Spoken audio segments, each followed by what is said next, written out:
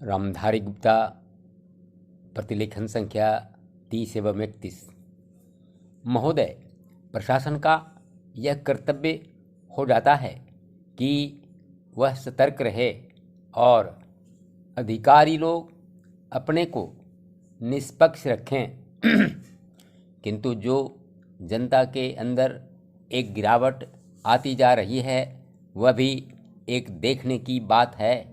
इसलिए मैं चाहता हूं कि सरकार कोई ऐसा प्रयत्न करे जिससे कि भ्रष्टाचार को रोकने के लिए जो लोगों का नैतिक स्तर ऊंचा होना आवश्यक है उसको ऊंचा किया जा सके।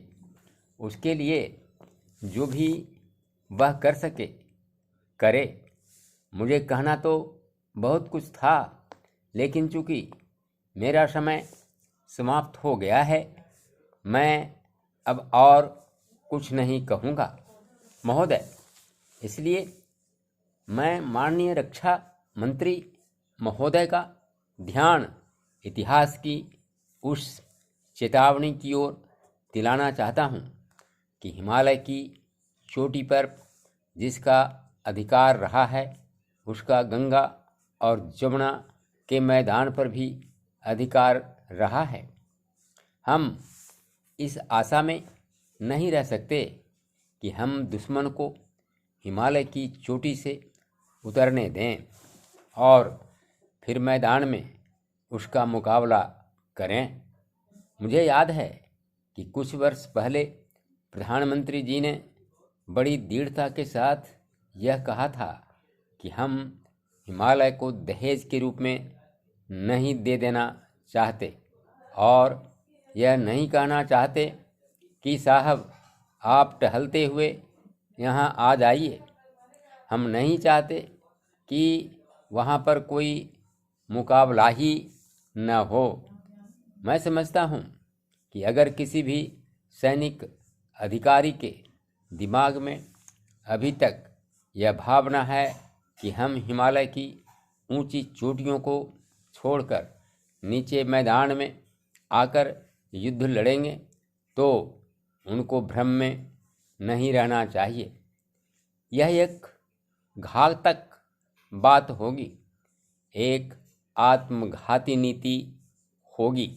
अगर एक बार चीन का हिमालय की चोटियों पर कब्जा हो गया तो चाहे वह बाद में नीचे हम पर हमला न भी करे, किंतु वहाँ से हम उसको कभी नहीं हटा सकेंगे। इसलिए इस संबंध में स्पष्ट निर्णय किया जाना चाहिए। इसके बाद मैं मध्यवर्ती क्षेत्र के बारे में भी कुछ कहना चाहता हूँ। पिछली बार जब चीन ने बड़े पैमाने पर आक्रमण किया था तो लद्दाख में और पूर्व में नेफा के इलाके में किया था। मध्यवर्ती क्षेत्र में मिडिल सेक्टर में लड़ाई नहीं हुई थी, लेकिन मेरा अपना अनुमान है और बहुत से लोगों को इस बात की आशंका है कि अगर अब कभी चीन ने दोबारा हम पर आक्रमण किया तो वह मिडिल सेक्टर में करेगा। इसके कई कारण मालूम पड़ती है। अध्यक्ष महोदय, सबसे पहले मैं अपने माननीय कार्यकारी पार्षद महोदय का, जिन्होंने बजट भाषण दिया है और अपनी नीतियों की घोषणा की है, उसके बारे में उनको हृदय से बधाई देना चाहती हूँ। मैं यह नहीं कहती कि कोई क्रांतिकारी परिवर्तन लाना चाहता है यह बजट, लेकिन मैं यह भी देखती हूँ कि यह बजट जो है धीरे धीरे गति से समाजवाद की ओर बढ़ता जा रहा है। अपनी नीति से यह भूतकाल और वर्तमान काल दोनों को एक कड़ी में मिलाकर हमें उज्जवल भविष्य की ओर ले जाता है, ऐसा मुझे कहना है। इस भाषण को पढ़ने से कि इसमें हमारा कोई भी वर्ग समाज का ऐसा नहीं है जिसे अछूता छोड़ा गया हो, क्योंकि भारतवर्ष एक कृषि प्रधान देश है। और मैं यह समझती हूँ कि इस बजट के दौरान यह पूरी तरह से कोशिश की गई है कि ग्रामीण अर्थव्यवस्था को, जिसे हम अर्थव्यवस्था की रीढ़ भी कह सकते हैं, उस ढांचे में उस रीढ़ की हड्डी को और भी सशक्त बनाने का पूरी तरह से प्रयत्न किया गया है।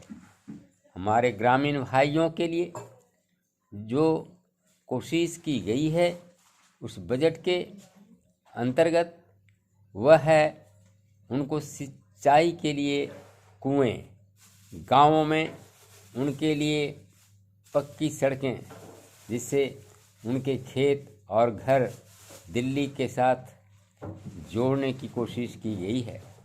जितनी भी इसमें व्यवस्था की गई है उससे ग्रामीण भाइयों को बड़ी भारी सहायता मिलेगी।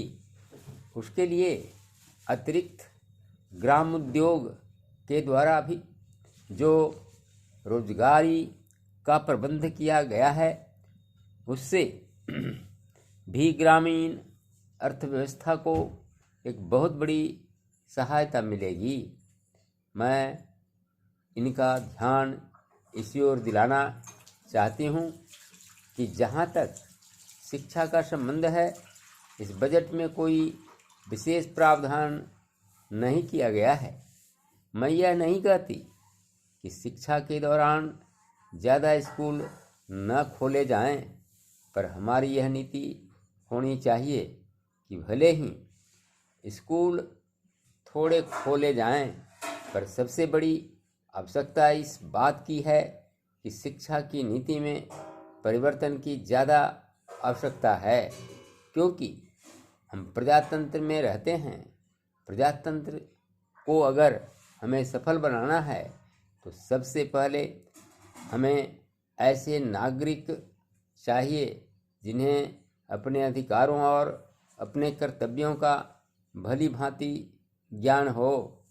शिक्षा की वर्तमान नीति से हम अपने अधिकारों के प्रति ज़्यादा सजग होंगे और कर्तव्यों के प्रति बिल्कुल सजग नहीं होंगे।